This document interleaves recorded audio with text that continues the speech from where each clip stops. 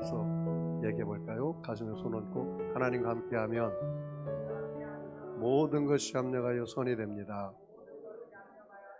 예수님과 함께하면 나의 미래는 찬란합니다. 성령님과 함께하면 나는 매일매일 모든 면에서 좋아지고 있습니다. 믿으시죠? 손을 올리고 한번 해볼까요? 하나님, 나는 존귀한 자입니다. 성도야, 너는 존귀한 자다. 사탄아, 나는 존귀한 자다. 예수 이름으로 명하노니 물러가라. 할렐루야. 존귀한 자처럼 생각하고 존귀한 자처럼 꿈꾸고 존귀한 자처럼 믿고 존귀한 자처럼 말하고 존귀한 자처럼 행동하면 여러분이 존귀한 자가 되는 것입니다.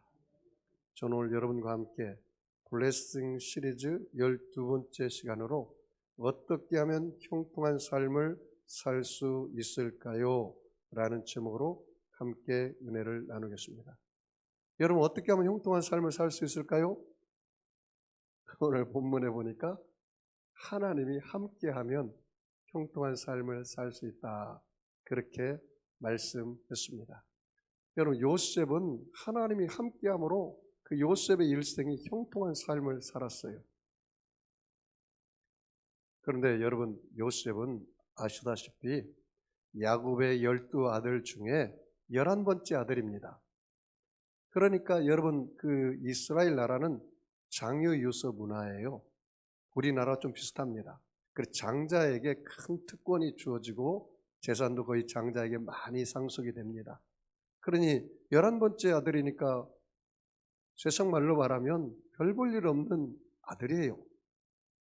그런데 요셉이 어떻게 하다가 하나님이 그렇게 함께 하시고 형통한 삶을 살았을까요? 오늘 그 비결을 우리가 한번 배울까 합니다. 그런데 오늘 본문의 말씀에는 하나님이 함께 하셔서 요셉이 형통했다, 그렇게 이야기하고 말씀하고 있습니다. 자, 먼저 여러분 1절, 2절, 3절을 같이 한번 읽어볼까요? 같이 읽습니다. 요셉이 이끌려 애굽에 내려가매 바로의 신하 대장 애굽 사람 보디발이 그를 그리로 데려간 이스마엘 사람의 손에서 요셉을 사니라. 여호와께서 요셉과 함께 하심으로, 거기 줄 쳐요 여러분. 여호와께서 누구와 함께 함으로? 요셉과 함께 함으로. 함께라는, 투게더라는 단어가 계속 나와요. 함께 하심으로 그가 뭐가 돼요? 형통한 자가 되었다. 거기 줄 쳐볼까요? 형통한 자가 되었다. 왜 형통한 자가 되었다고요? 하나님이 요셉과 함께 함으로. 그 주체가 누구예요? 하나님이에요. 복음이, 이게 복음이에요. 여러분 봐요. 내가 하나님을 사랑합니다, 이건 한계가 있어요. 진짜 복음은 뭐예요? 하나님이 당신을 사랑하십니다. 이게 복음이에요. 아셨죠? 내 인생의 주체가 내가 아니고 누구예요? 하나님이라는 뜻이에요. 하나님. 물론 여러분이 하나님과 함께 해야 합니다. 그런데 여러분이 잊지 말 것은 하나님은 언제나 우리와 함께 하고 있다는 사실이에요. 여러분이 힘들 때도 함께 하고 있고, 여러분이 괴로울 때도 함께 하고 있고, 여러분이 슬퍼서 외로워 지쳐서 있을 때도 하나님이 여전히 함께 하고 있다는 사실을 잊지 마시기 바랍니다. 그래서 여호와께서 요셉과 함께 하심으로 그가 뭐가요? 형통한 자가 되어 그의 주인 애굽 사람의 집에 있으니. 자, 3절에 같이 읽을까요? 그의 주인이 여호와께서 그와 함께 하심을 보며 또 여호와께서 그의 범사에 형통하게 하심을 보았더라. 여기서 중요한 것이요, 이방인인 그 보디발이 하나님이 요셉과 함께 하심을 두 눈으로 똑똑히 보았다는 사실이에요. 여러분, 요셉이 17살에 형들의 모함을 받아서 애굽의 종으로 팔렸습니다. 왜냐하면 요셉이 꿈을 꿨는데 11볕단이 일어나더니 자기 볕단이 서 있는데 11볕단이 형제들이 다 꾸벅꾸벅 절하는 꿈을 꿨어요. 또 한 번 꿈을 꿨는데 11별 형제들 별과 해와 달 아버지, 어머니, 해와 달이 자기에게 또 절하는 꿈을 꿔요. 그것을 형제들에게 이야기를 했더니 형들이 시기가 난 거예요. 질투하는 거예요. 야, 임마, 네가 거의 막내 주제에 형들이 너한테 절하면 좋겠냐? 어머니 아버지가 너한테 절하면 좋겠냐? 왜? 거기는 장유유소문합니다. 장자에게 우선권을 주고. 우리나라 좀 비슷해요. 그러니까 야단을 맞았죠. 그리고 시기를 했죠. 그래서 형들이 결국 아버지 없는 틈을 타서 요셉을 그 이방인 애굽의 상인에게 팔아버리고 만 겁니다. 근데 그 애굽의 상인이 와가지고 애굽에 왔으니까 그 보디발이라는 사람은 바로 왕의 군대 장관이에요. 그래 굉장한 권세가 있는 사람입니다. 그 집에 종으로 팔렸어요. 그런데 이 보디발이 보니까 이 요셉이 이방인 그 유대 히브리인 중에 대단한 사람인 걸 알게 돼요. 아니 요셉이 오고 나서 그 집에 가사가 폈어요. 아니 농사를 졌는데 농사가 잘 돼. 양을 치는데 양이 너무 잘 되는 거야. 그리고 너무 충성되게 일을 하는 거예요. 그래서 요셉을 그 모든 모습들 중에 가정의 총무로 삼았다는 거예요. 응? 가정의 총무로. 그런데 어떤지 아십니까 여러분? 이게 봐요. 요셉을 가정 총무로 세웠더니 하나님이 요셉을 위하여 그 집에 복을 줬다고 성경에 기록하고 있어요. 야 여러분 기가 막힐 일 아닙니까?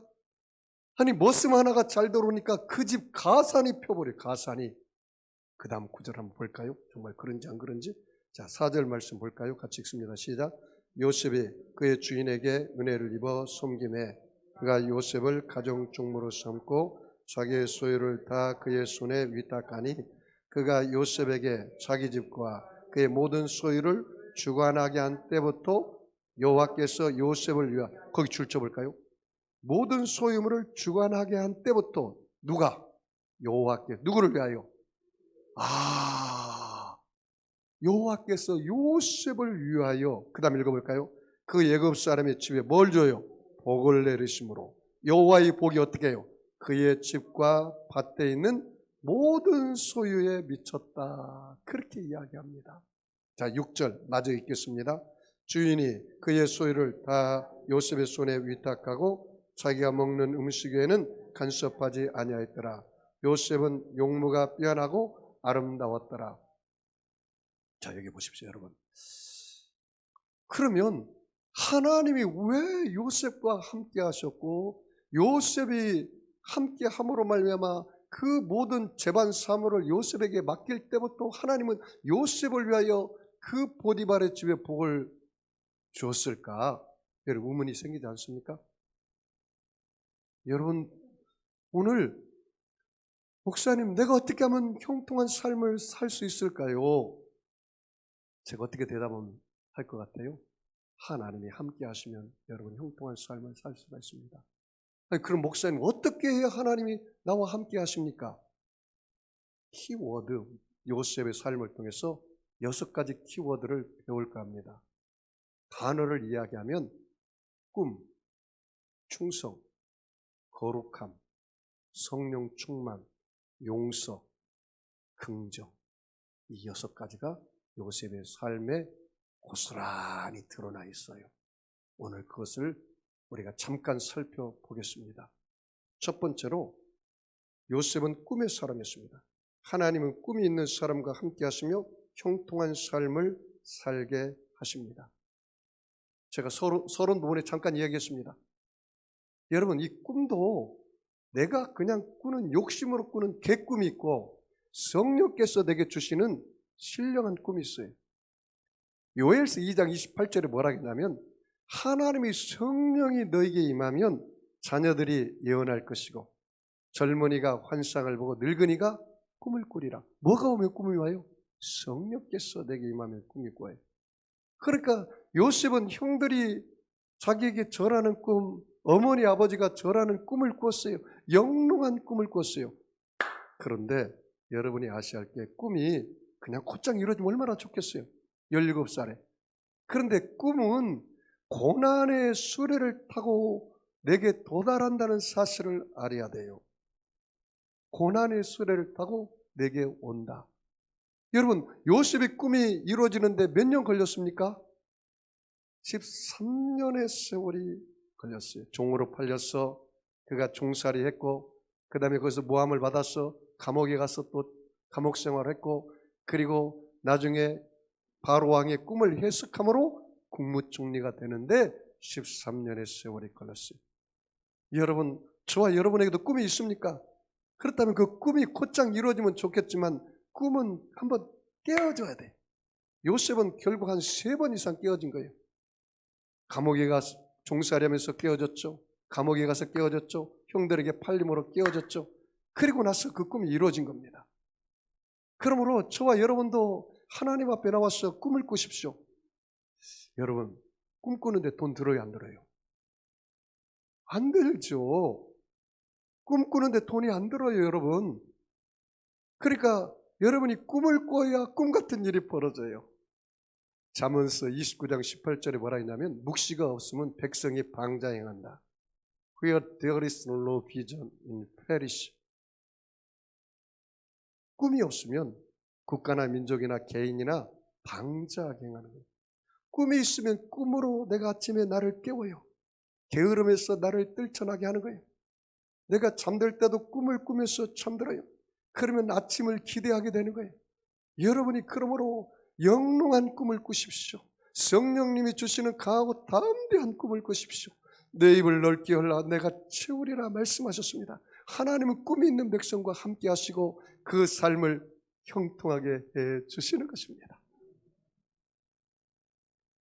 여러분, 우리 하나님도 꿈을 꾸었다는 사실을 아십니까? 하나님 어떤 꿈을 꾸었을까요? 하나님은 예수님을 통해서 인류 구원의 꿈을 꾸셨습니다. 창세기 3장 15절을 말씀 보니까 아담과 하와가 죄를 지었어요. 그래서 에덴 동산에 쫓겨나 버렸어요. 이제 하나님과의 관계가 끊겼어요.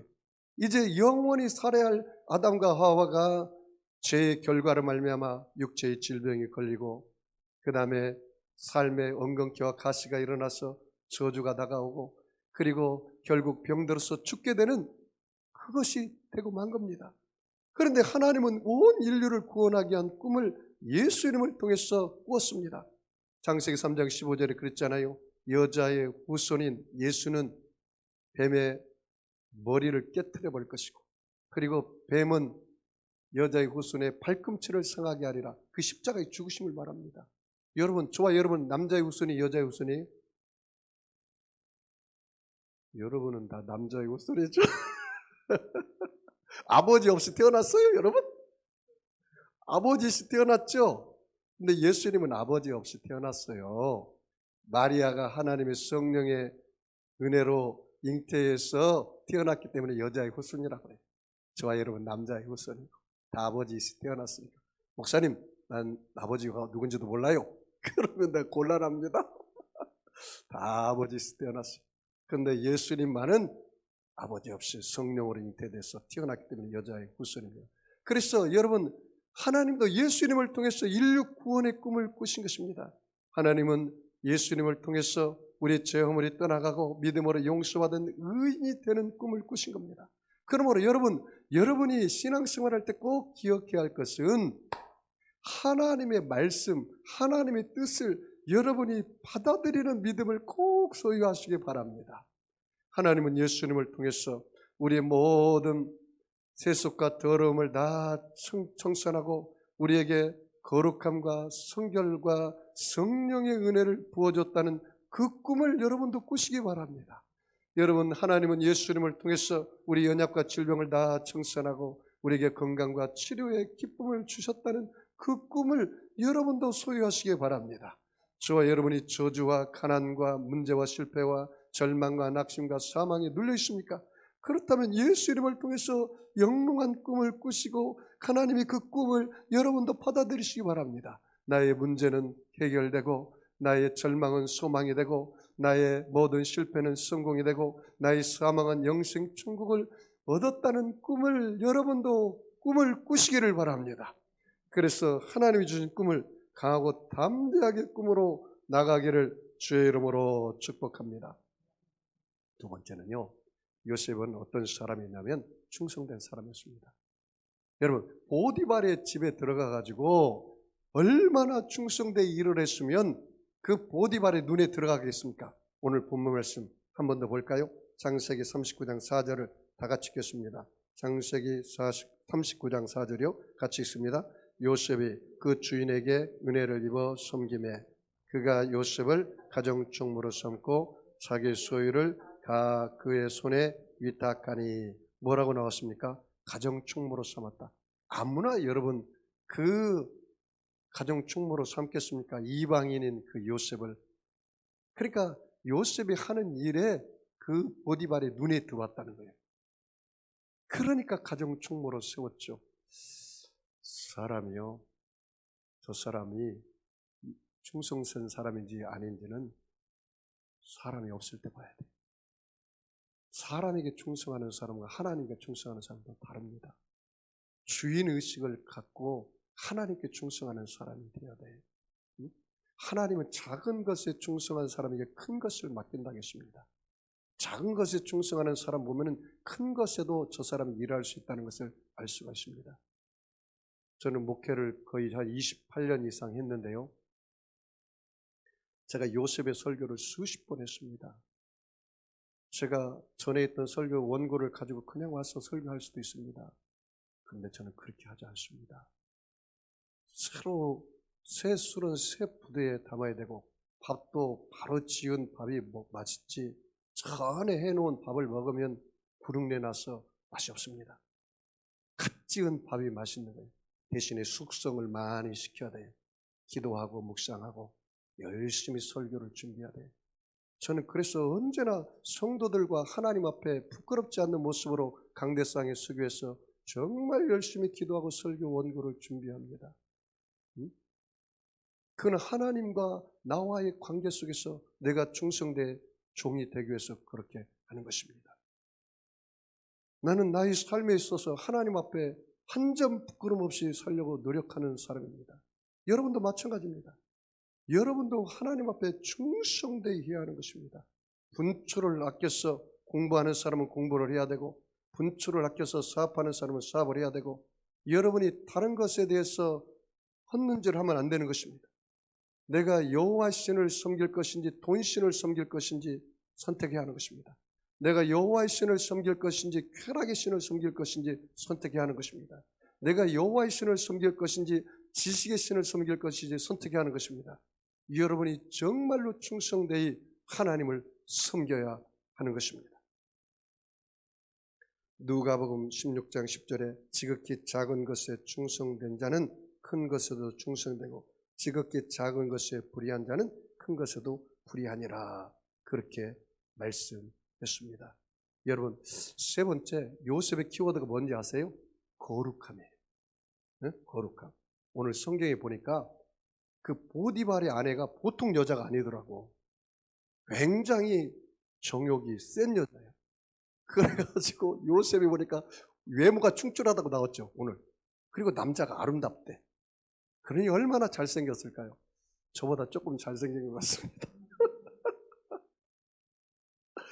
그러니까 이 보디발의 아내가 스토커가 되어가지고 요셉아 우리 남편이 저기 외출했으니까 나 한밤 자자. 한밤만 딱 자면 내가 너를 추천해서 가정 충무가 아니라 재산을 띄워줘서 너가 호의호식하고 영화를 할 테니까 나하고 딱 한 번만 자자. 그렇게 이야기를 해요. 그랬더니 요셉이 뭐라고 합니까? 내가 어찌 악을 행하여 하나님 앞에 득지하리까? 도망가 버렸어요. 근데 도망갈 때 좀 완벽하게 도망가야 하는데 그냥 여자가 그냥 옷자락을 잡는 바람에 그냥 겉옷을 벗고 뛰어가 버렸어요. 그 겉옷까지 딱 잡아가지고 나갔으면 흔적이 없었을 텐데 그러니까 이 보디발이니까 여봐라!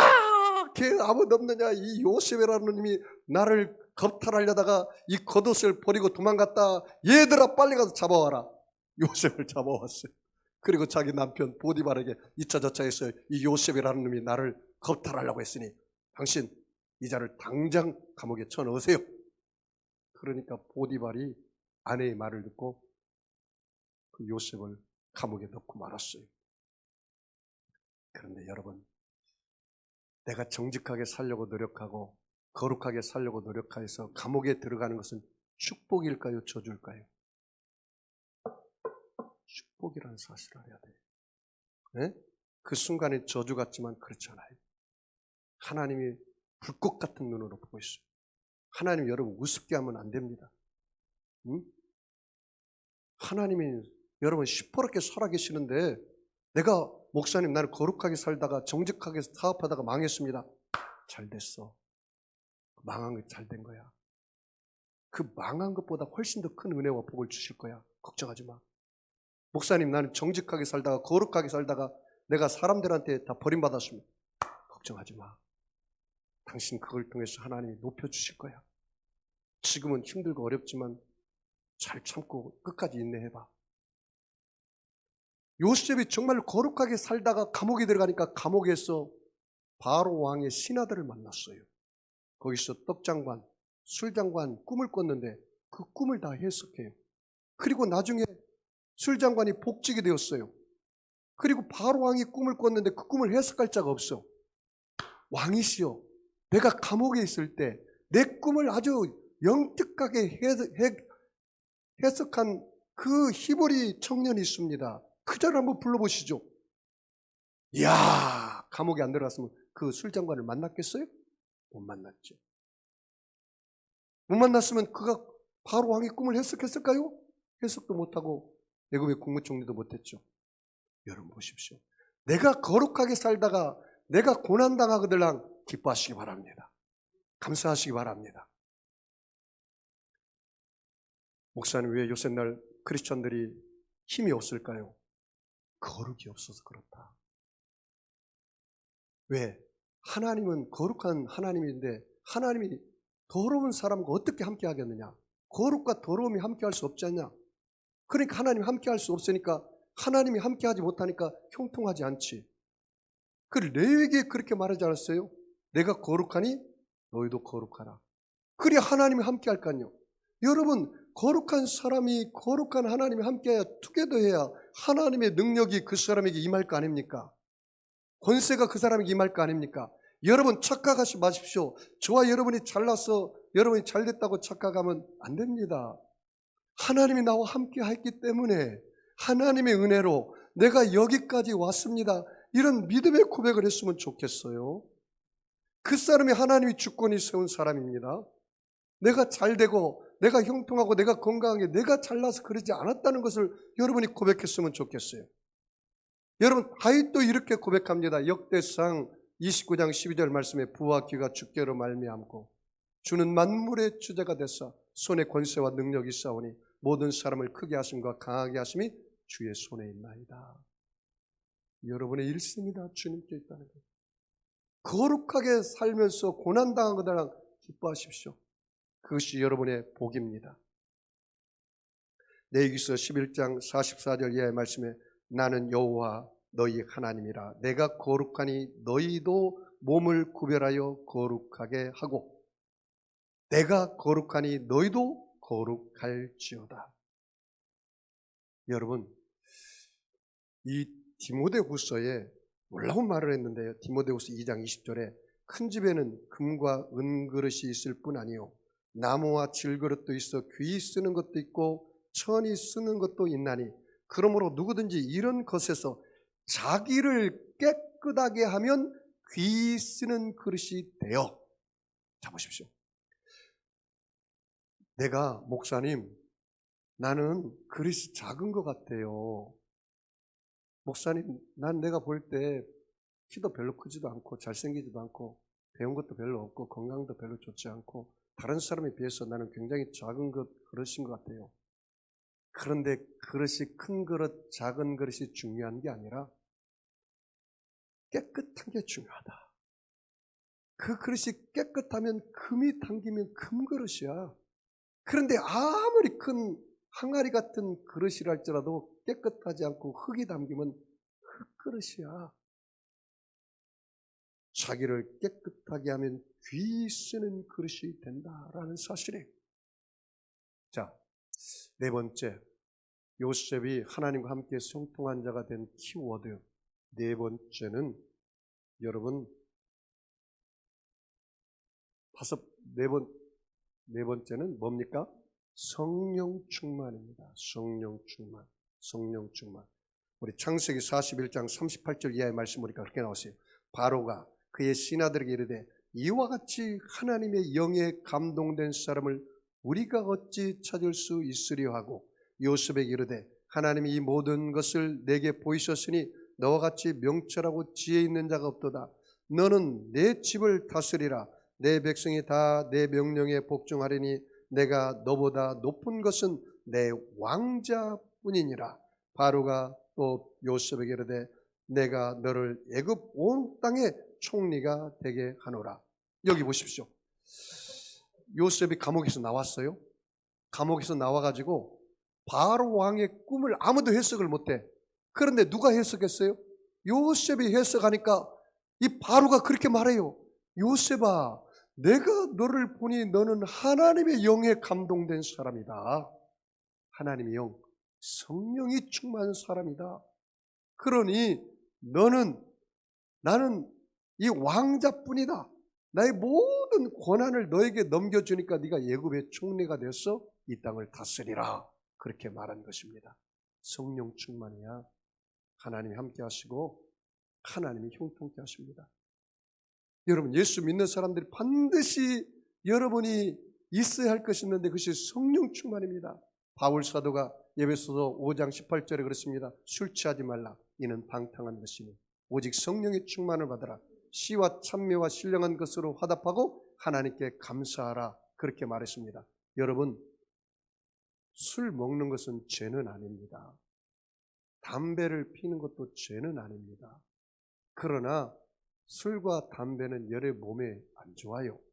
그리고 술을 먹다 보면 나중에 술이 사람을 먹어버려요. 그러니까 술을 취하면 방탕하게 될 확률이 많아요. 그래서 술 취하지 말라고 그랬어요. 네? 어느 분이 담배 피다가 나한테 걸렸어요. 아유, 목사님, 내가 죄를 지었습니다. 죄를 짓는 건 아니에요. 그러나 몸에 안 좋으니까 끊는 게 좋죠. 술 먹다가 술이 곤돌에 만들어져가지고 나한테 걸렸어요. 아유, 목사님, 술 먹어서 내가 죄를 지었습니다. 그 죄는 아닙니다. 그런데 술 먹으면 방탕하게 되니까 안 먹는 게 좋고 먹더라도 적당히 먹으세요. 응? 여러분, 술 먹는다고 정죄하면 안 됩니다. 그건 죄는 아닙니다. 그러나 방탕하게 되니까 성령의 충만함을 구하셔야 돼요. 성령의 충만함을. 여러분, 성경에 보니까 여러분 그 세례 요한은 술을 입에도 대지 않았다고 하더라고요. 응? 나시린들은 술을 입에 안 대요. 구별된 사람은 술에 입에 안 돼요. 그러므로 저와 여러분이 언제나 성령의 충만함을 구하고 살아가시기 바랍니다. 요한복음 3장 15절에 니고데모가 예수님께 와서 말합니다. 예수님, 어떻게 하면 하늘나라 갈 수가 있습니까? 예수님 뭐라 했습니까? 물과 성령으로 거듭나지 않으면 하나님 나라에 갈 수가 없다. 물은 뭡니까? 내가 예수와 함께 물속에 들어갈 때 내가 예수와 함께 죽죠. 내 죄는. 왜? 숨을 못 쉬니까. 물속에서 나올 때는 내가 숨을 쉬니까 예수와 함께 사는 것을 말합니다. 그것이 물세례를 말합니다. 성령 세례는 무엇입니까? 사도행전 2장 38절을 말씀 보니까 너희가 각각 회개하여 제사함을 받아라. 그리하면 성령을 선물로 받으리라. 여러분이 하나님 앞에 나와서 죄를 회개하면 제사함의 복을 누리고 하나님께서 우리에게 뭐를 주세요? 성령을 주시는 성령 세례의 복을 누리게 되는 것입니다. 그러므로 여러분이 반드시 성령 충만을 구하십시오. 날마다 나는 십자가에 죽고 내가 사는 것은 예수의 생명으로 사시기 바랍니다. 그러면 죄 지을 일이 없죠. 왜? 나에게 성령께서 나를 이끌고 가니까.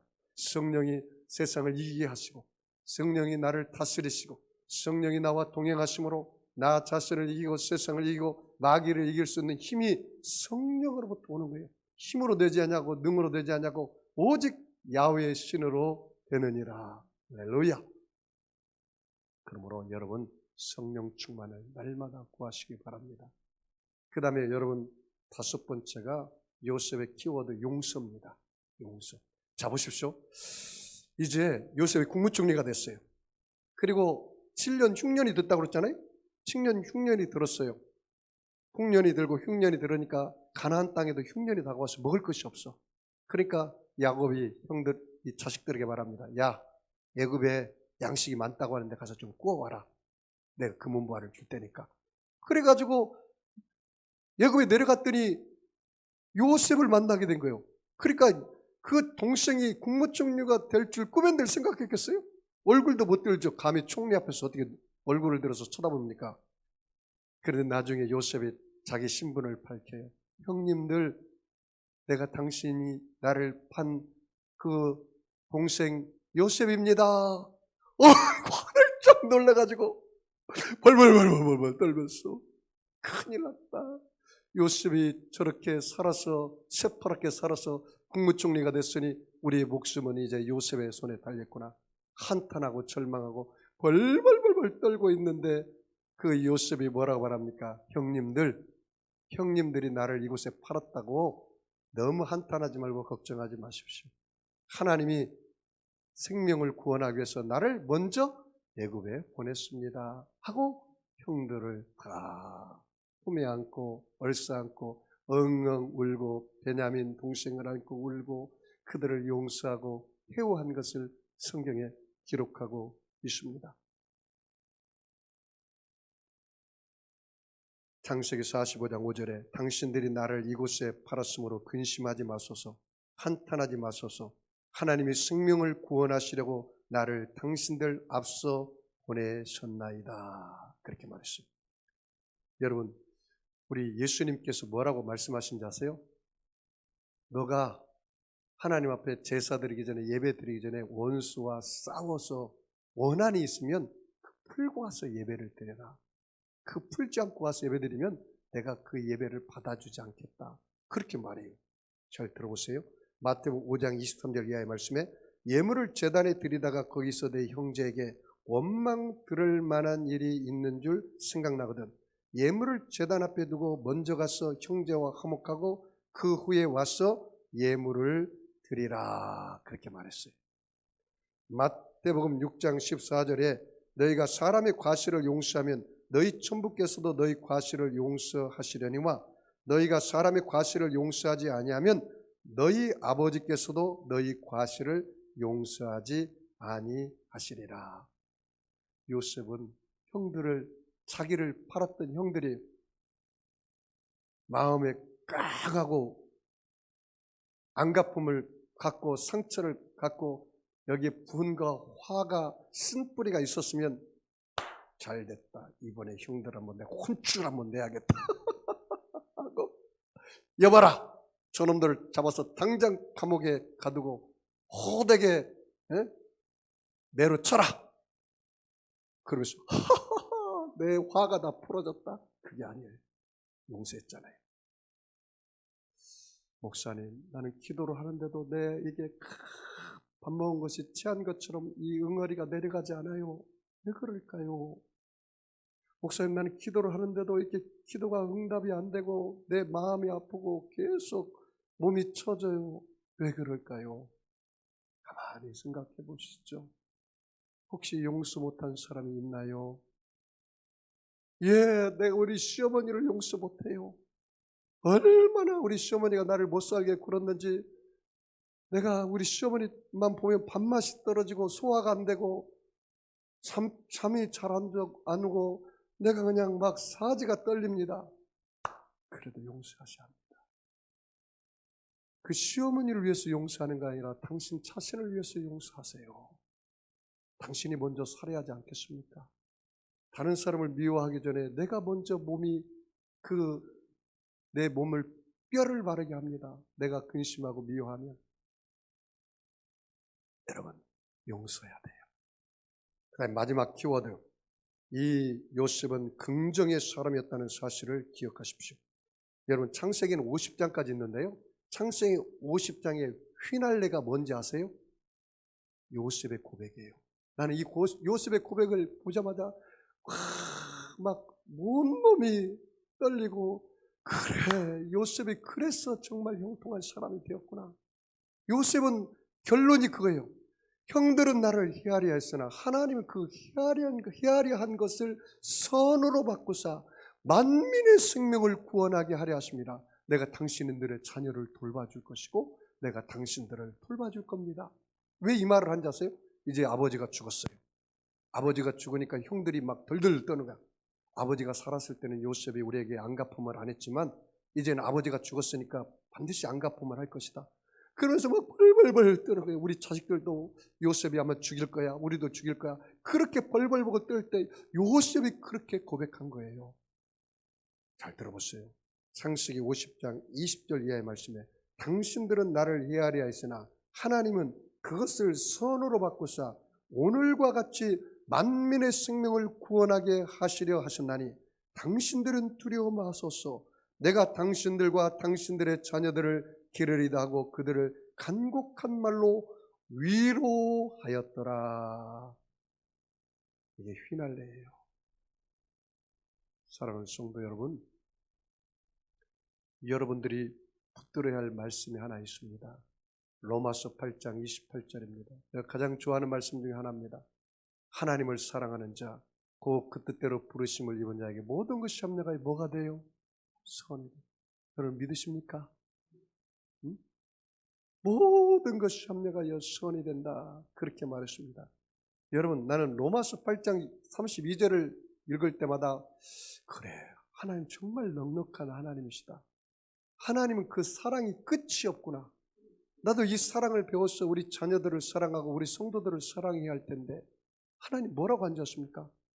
자기 아들을 아끼지 아니하시고 주시니가 어찌 좋은 것을 너희에게 더 주지 아니하겠느냐. 끝없는 사랑이더라고. 끝없는 사랑, 끝없는 사랑. 로마서 8장 32절 말씀에 자기의 아들을 아끼지 아니하시고 우리 모든 사람을 위하여 내어주신 이가 어찌 그 아들과 함께 모든 것을 우리에게 은사로 주지 아니하시겠느냐. 그렇게 말했습니다.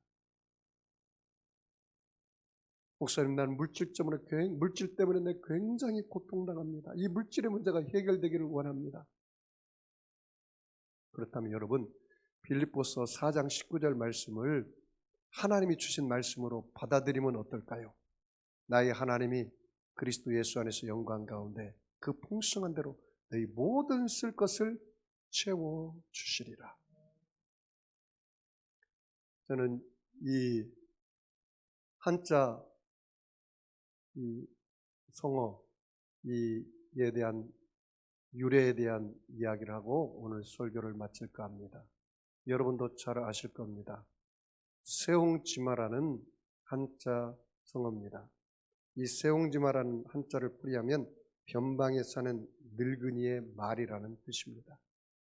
세상 일은 변화 묵상하여 길 흉을 섣불리 단정할 수 없다는 뜻입니다. 세옹지마는 한 일화에서 유래되었습니다. 옛날 중국 북쪽 변방 요새에 한 노인이 살았습니다. 이 노인에게는 순말 한 마리가 있었는데 당시 이 순말은 이 노인의 전 재산이었습니다. 그런데 어느 날 노인의 말이 국경을 넘어 저 오랑캐 땅으로 도망가 버리고 말았어요. 집을 나가고 말았어요. 그래서 동네 사람들이 말합니다. 할아버지, 큰일 났군요. 이제 어떻게 먹고 삽니까? 그 순말 하나가 이제 집에 나가버렸으니 전 재산을 잃어버렸네요 하고 위로할 때 그 노인이 이렇게 말했습니다. 오히려 이 일이 복이 될지 누가 아나요? 이 일이 혹시 복이 될지 누가 아오? 그렇게 이야기했어요. 정말 그 노인의 말이 씨앗이 돼서 돌아왔습니다. 몇 달 뒤 달아났던 그 순말은 암말 한 마리와 망아지 여러 마리를 데리고 돌아왔어요. 복이 됐죠. 그러니까 이 사람들이 또 동네 사람들이 말합니다. 할아버지 참 복을 많이 받았네요. 참 잘 됐습니다. 축하합니다. 그랬더니 이 노인이 또 이렇게 말합니다. 축하는 무슨 이 일이 도리어 화가 될지 어떻게 보장한다오? 그렇게 얘기했어요. 정말 또 말대로 되었어요. 그 순말이 나가서 암말을 데려갔는데 그 아들이 외동 아들 하나가 있었는데요. 그 암말을 타다가 떨어져가지고 발이 부러져 버리고 말았네. 그래서 사람들이 막 낙심해서 이제 와서 아이고 할아버지 그 외아들이 다리가 부러졌으니 이제 어떡합니까? 그랬더니 그 노인이 그렇게 말합니다. 누가 아오? 이 일이 도리어 복이 될지. 그런데 그 말대로 또 됐어요. 그 국경 넘어 오랑캐들이 쳐들어와서 그 요새인 그 병사들이, 동네 사람들, 젊은이들이 다 나가서 죽기도 하고 다 돌아오지도 않아요. 그런데 그 아들은 다리가 부러졌어. 전쟁에 못 나가서 그 아들은 살았다는 것입니다. 그래서 인생은 세웅지마라는 말이 있어요. 그러므로 여러분, 일이 너무 안 됐을 때 좌절하고 낙심하지 마세요. 하나님이 함께하면 모든 것이 합력하여 선이 됩니다. 자, 여러분 보십시오. 이제 이 말씀을 여러분 삶 속에 좀 적용해 보면 어떨까요? 목사님, 나도 내 삶이 하나님과 함께해서 형통한 삶을 살기 원합니다. 그런데 하나님은 요셉의 인생을 통해서 왜 하나님이 함께 하셨느냐? 6가지 키워드를 이야기했습니다. 첫 번째는 요셉은 꿈의 사람이었습니다. 여러분도 꿈을 꾸면 어떨까요? 또 두 번째는 요셉은 종으로 갔지만 그 종살이면서도 충성되이 그 일을 했습니다. 또 요셉은 유혹을 이겼습니다. 거룩하게 살았습니다. 요셉은 하나님의 영이 충만해서 꿈을 해석했습니다. 성령이 충만했습니다. 요셉은 형들을 다 용서했습니다. 용서의 삶을 살았습니다. 요셉은 모든 환경에서 하나님은 이 모든 것을 다 해를 선으로 바꾸셨다고 고백했습니다. 결국 요셉은 이 고백입니다. 하나님이 다 하셨습니다. 나는 무익한 종입니다. 하나님이 나를 그렇게 하셨습니다. 저와 여러분이 이렇게 살았으면 어떨까요? 좀 꿈을 꾸면 어떨까요? 여러분, 작은 일이라고 불평하고 왜 저 사람은 큰 일을 맡기고 나는 작은 일을 맡겠다고 원망하고 불평하고 살았다면 그 작은 일 한번 충성해보면 어떨까요? 여러분, 하나님이 보든지 안 보든지 사람이 있든지 없든지 좀 거룩하게 살면 어떨까요? 능력을 달라고 기도하지 말고 거룩하게 우리가 살면 그게 능력이라는 사실입니다. 하나님은 거룩하신 하나님이니까 거룩한 사람과 함께 한다는 거잖아요. 여러분, 하나님의 영에 좀 감동되어 살면 어떨까요? 내 생각과 내 방법과 내 수단으로 모든 것을 계획을 짜고 하지 말고 내가 일하기 전에 하나님의 도우심을 구하고 하나님 이 일을 어떻게 했으면 좋겠습니까? 하나님 내게 성령의 감동을 좀 주시죠. 그래서 내가 성령의 지시 따라 성령님보다 앞서지 않게 하시고 말씀보다 앞서지 않게 하시고 내가 하나님보다 앞서지 않게 해주세요. 좀 이렇게 기도하면 어떨까요? 여러분, 내가 한평생 내가 눈에 흙이 들어가도 나는 저 사람만큼은 용서할 수가 없어. 여러분이 아직도 마음에 화, 승뿌리, 분노에 이게 있다면 그걸 내려놓으면 어떨까요? 좀 용서해야 하나님이 함께 할 거 아닙니까? 하나님이 나를 용서한 것처럼 나도 그 사람을 용서하면 어떨까요? 저와 여러분의 생각이 항상 환경을 바라보고 원망하고 불평하는 이 부정적인 생각이 있습니까? 요셉이 뭐라 했습니까? 형들은 나를 팔아 이곳에 던졌지만 하나님은 그것을 오히려 선으로 바꿨습니다. 모든 삶에 하나님이 나와 함께 한다는 사실을 알면 이것조차도 하나님이 선으로 바꿔주실 거야. 내가 지금 고난당하지만, 내가 좀 실패했지만, 내가 좀 시험에 낙방했지만, 내가 지금 취업을 하지 못했지만, 내가 사람과의 관계 속에서 좀 끼어졌지만 하나님은 무슨 뜻이 있을 거야. 이 고난이 지나면 이 고난의 수레를 통해서 하나님은 반드시 복을 싣고 올 거야. 그런 하나님이 나에게 주는 은혜를 기대하면서 여러분의 생각을 긍정으로 바꾸면 어떨까요? 사랑하는 성도 여러분, 저와 여러분의 인생이 하나님의 손에 있음을 고백하는 하나님의 주권이 세워졌으면 좋겠습니다. 내 인생의 주인이 내가 아니야. 내 인생의 주인이 하나님이야. 나는 그 하나님께 내 모든 것을 맡겼어. 그래서 그 일이 잘 돼도 아멘이고, 그 일이 비록 잘 안 될지라도, 내 외양간에 속 없을지라도, 내 밭에 소출이 없을지라도, 나의 삶에 열매가 없을지라도 나는 여호와로 인하여 기뻐할 거야. 나는 기뻐하며 살기로 작정했어. 나는 그 하나님을 의지하며 살기로 작정했어. 하나님은 시퍼렇게 살아계시고 지금도 나와 함께하기 때문에 하나님은 지금도 나를 한 번도 배반하지 않았어. 한 번도 나를 실망시키지 않았어.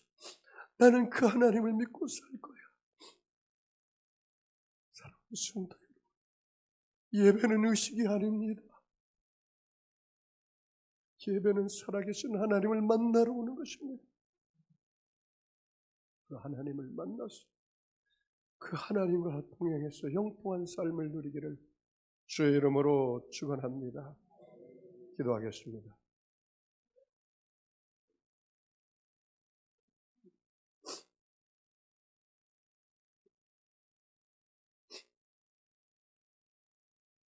하나님 아버지, 우리 일생이 하나님 손에 있음을 고백합니다. 부와 기가 주님께 있고 손의 권세와 능력이 주님께 있음을 고백합니다. 우리가 강하게 되고 부하게 되는 모든 것이 다 주의 손에 있음을 고백합니다. 우리 사랑하는 성도들, 하나님과 함께함으로 형통한 삶을 살게 하여 주시옵소서. 꿈을 주옵소서. 충성되게 하옵소서. 거룩한 삶을 누리게 하여 주옵소서. 성령의 충만함을 허락하여 주옵소서. 용서의 삶이 되게 하여 주옵소서. 어떠한 환경에서도 원망하지 불평하지 않고 긍정의 삶으로 살아가게 하여 주시옵소서. 축복하며 감사하며 예수님의 이름으로 기도합니다.